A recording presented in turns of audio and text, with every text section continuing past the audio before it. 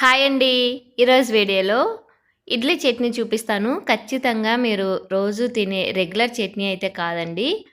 ఇది కొంచెం different process ఉంటుంది. చాలా టేస్టీగా కూడా ఉంటుంది. వీడియో చూశాక మీరు కూడా తప్పకుండా ట్రై చేసి మీ ఒపీనియన్ ఏంటో చెప్పండి. ఈ రెసిపీ కోసం ముందుగా స్టవ్ మీద ఒక బాండిల్ పెట్టుకొని ఒక 3 టేబుల్ స్పూన్ల వరకు ఆయిల్ వేసుకోండి.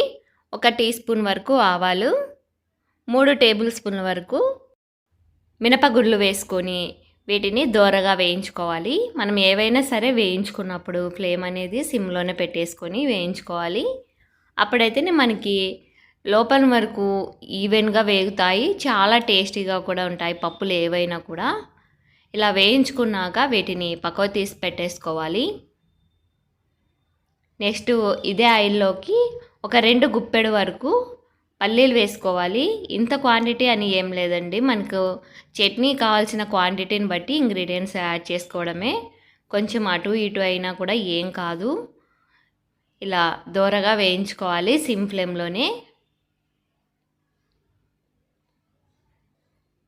ఇవి వేగిపోయాక ఇందులోకి స్పైసీకి తగ్గట్టుగా 1.5 స్పూన్ వరకు కారం పొడి వేసుకోవాలి. ఈ కారం పొడి కూడా లైట్గా వేగే వరకు ఇలా ఆయిల్లో కలుపుకోండి. తొందరగానే వేగిపోతుంది కదా కారం పొడి.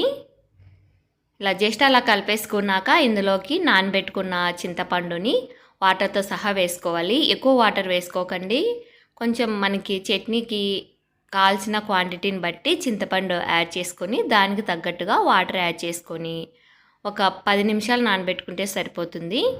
వాటర్తో సహా చింతపండు వేసి ఇలా ఒక 2 మినిట్స్ పాటు కలుపుకుంటూ ఉడికించుకోవాలి. అంతే అండి. ఇలా వేగిపోయాక స్టవ్ ఆఫ్ చేసేసుకొని దింపేసుకొని పూర్తిగా చల్లారనివ్వాలి.